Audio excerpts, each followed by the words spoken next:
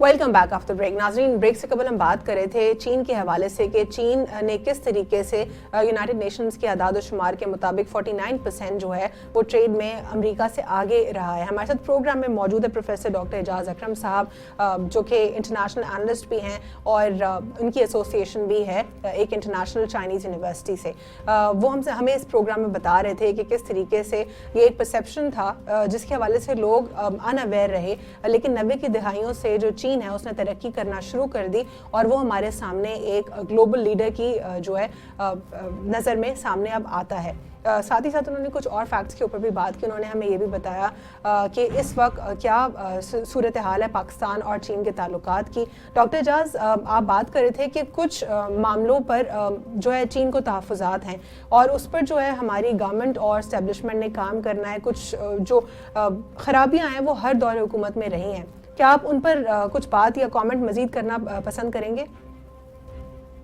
जी, जो वही मैं जो वक्फे से पहले आपको बता रहा था कि चूँकि हमारी R&D चाइना के साथ जुड़ी हुई है और चाइना को पाकिस्तान की रायदारी इसलिए ज़रूरी है क्योंकि वो स्ट्रेट ऑफ मलाका में उनका रास्ता बंद कर देंगे तो उनके पास एनर्जी और ट्रेड उनकी ख़त्म हो जाएगी। लिहाजा अगर चाइना जो है गवादर तक ना पहुँचे और अपनी रायदारी यहाँ से शुरू CPEC की सूरत में ना करे तो चाइना जो है वो नहायत ख़तरनाक पोजीशन में जा सकता है। अगर हम उनके साथ इसमें तावन नहीं करते हैं और चाइना की जान नहीं बचाते हैं तो क्या वो हमें असला देगा, क्या हमारे साथ R&D मिलिट्री का करेगा, कि क्या चाहे हमारे साथ वो JF-17 थंडर की कोऑपरेशन करेगा, हमारी इकोनॉमी को बेहतर करेगा, हमें हमारा इंफ्रास्ट्रक्चर डेवलप करेगा? नहीं, वो नहीं करेंगे। तो अगर वो ना किया उन्होंने तो हम कमज़ोर हो जाएंगे और अगर हम कमज़ोर हुए तो कौन चढ़ेगा हमारे ऊपर? आपकी तरफ एक तरफ इंडिया बैठा है, गल्फ में आपके पास इसराइल आके बैठा है, स्कोत्रा आइलैंड्स में UAE के अंदर और अफगानिस्तान के अंदर इंडिया और अमेरिका और इसराइल इकट्ठे बैठे। लिहाजा अगर CPEC होता है तो उससे चाइना और मजबूत होता है और चाइना मजबूत होता है तो पाकिस्तान भी मजबूत होगा, हमारी मैशत मजबूत होगी। ये चीज़ अगर हमारी एस्टेब्लिशमेंट, हमारी बिजनेस कम्युनिटी और हमारी जो सो कॉल्ड लिबरल एलीट है अगर उनके दिमाग में नहीं आती तो फिर मुझे ये कहना पड़ेगा, अफसोस है कि फिर मुल्क का फ्यूचर शायद इतना अच्छा ना हो।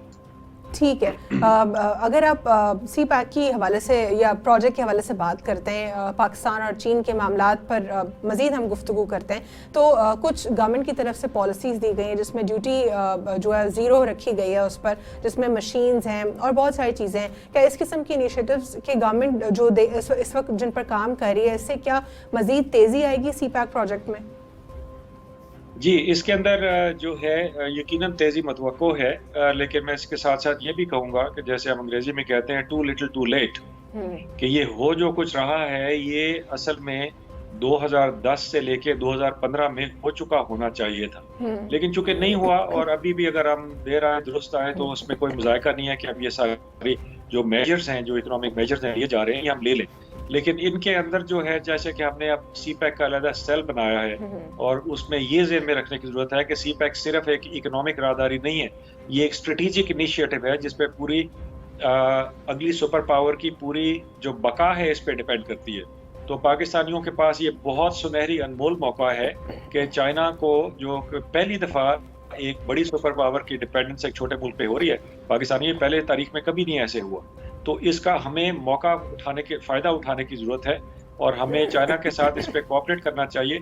लेकिन जो अपने सेंसिटिव सेक्टर्स हैं हमारा एनर्जी का सेक्टर है, एग्रीकल्चर है, रिवर मैनेजमेंट है और ऑयल फ्लो है, ये हरगिज़ हमारे हाथ में होना चाहिए और जिस हद तक मुमकिन है। ठीक है, डॉक्टर एजाज, वर्ल्ड बैंक के हवाले से बात करेंगे। अब हम 12 अरब का कर्जा लेने का फैसला हुआ है, 5 साल की जो है ये एक साथ होंगी और इससे कबल भी हम हर दौरे हुकूमत में हर साल और बहुत ज़्यादा तादाद में कर्जे ले चुके हैं। उन कर्ज़ों को हमें देने के लिए दोबारा से नया कर्जा लेना पड़ता है और हमारी एक साथ का जो सिलसिला है चलता ही रहता है। क्या कहेंगे आप, एक बार फिर हमारे नेशनल एक्सचेकर के ऊपर एक नया बोझ? जी, ये जो कर्जे हैं पाकिस्तान के तकरीबन 1 लाख अरब के आसपास, अगर 1 लाख से 1,12,00,000 अरब हो गए तो जो है ज़ाहिर है एक दफ़ा तो आपको महसूस होगा कि ये बहुत ज़्यादा हम पे नहीं कर सकते हैं और असल में जितना हमारी रेवेन्यू प्रोडक्शन है और जितनी हमारे पास सरप्लस वेयरविदॉल होती है डिफेंस एक्सपेंडिचर पे करने के बाद, वो इतना होता ही नहीं है कि डेट सर्विसिंग के अलावा मुल्क में डेवलपिंग की जा सके। अब हमें वो रास्ता अख्तियार करना होगा जो कि ارجنٹینا اور برازیل نے کیا تھا چند دہائیاں پہلے، جو کہ یہ تھا کہ آپ ورلڈ بینک کے لونز کے اوپر بینکرپسی فائل کریں. اچھا. کہ ہم یہ نہیں کر سکیں گے. جب آپ بینکرپسی فائل کریں گے یہ ایک سیاسی ڈیسیجن ہوتا ہے، یہ اس کا معیشت کے ساتھ کوئی ڈائریکٹ ایسا تعلق نہیں ہوتا. تو جب ہم یہ بینکرپسی فائل کریں گے ورلڈ بینک کے ساتھ، تو وہ پھر پیرس کلب، لندن کلب وغیرہ آ کے ہمارے سینسٹیو سیکٹرز آف انرجی، ہمارا سیکیورٹی اسٹریٹجی، اس طرح کی چیزیں، نیوکلیر ویپنز کے اوپر آ کے شرائط رکھنے کی کوشش کریں گے. پھر مسئلہ یہ پیدا ہوتا ہے کیا اس وقت چین جو ہے آپ کے ساتھ کھڑا ہوگا ان چیزوں کو ویٹو کرنے کے لیے؟ اگر چائنا کی اپنی بقا پاکستان کے اوپر ڈیپینڈ ہوئی اس وقت تو وہ یقیناً آپ کے لیے ویٹو کرے گا. اگر آپ نے ان کے ساتھ کوآپریٹ اس وقت نہ کیا تو وہ شاید پھر آپ کو اکیلا چھوڑ دے گا.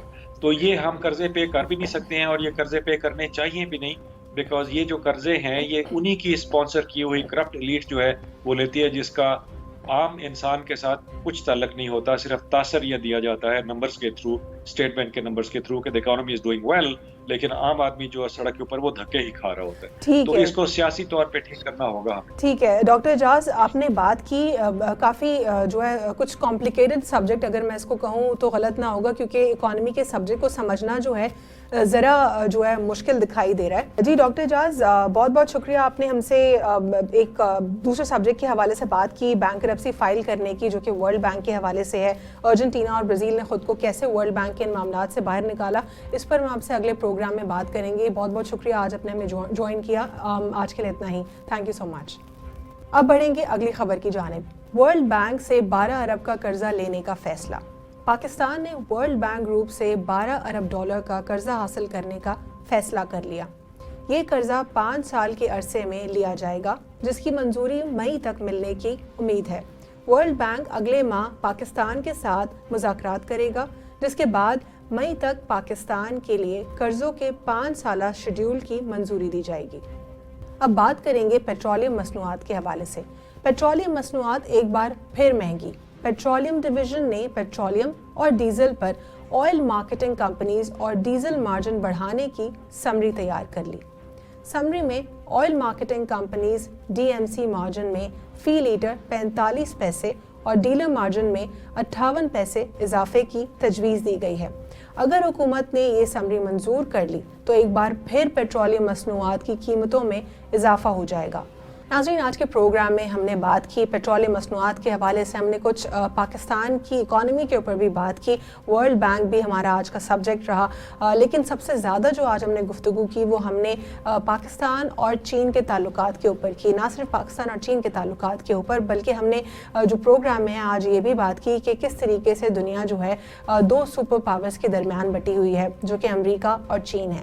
اب یہ 2 سپر پاورز جو ہیں پورے دنیا جہان کے جتنے بھی جو ممالک ہیں، ان دونوں میں سے کسی ایک بلاک کی طرف انکلائنڈ ہوتے ہیں، کیونکہ دونوں بلاکس کے ساتھ بیلنس رکھنا کچھ مشکل دکھائی دیتا ہے. پاکستان جو ہے وہ ہمیشہ سے چین کی طرف انکلائنڈ ہے، اور کس طریقے سے یونائٹڈ نیشن نے جو اپنے اعداد و شمار ہے اس میں یہ ثابت کیا ہے کہ 49% سرمایہ کاری میں جو ہے چین امریکہ سے آگے بڑھ چکا ہے. اور پاکستان کا جو سی پیک کا پروجیکٹ ہے، نہ صرف سی پیک بلکہ پورا silk road, O B O R اور جو یہ تمام تر انیشیٹو ہے، اس میں پاکستان کس طریقے سے بہتر پرفارم کر سکتا ہے، پاکستان کے کہاں پہ فلاز ہیں اور پاکستان نے کن ایریاز میں کام کرنا ہے، یہ بھی ہم نے پروفیسر ڈاکٹر اعجاز اکرم سے جانا، جن کی جو ہے یہ ایکسپرٹیز ہیں وہ پاکستان اور چین کے تعلقات کے حوالے سے بات چیت کرتے ہیں.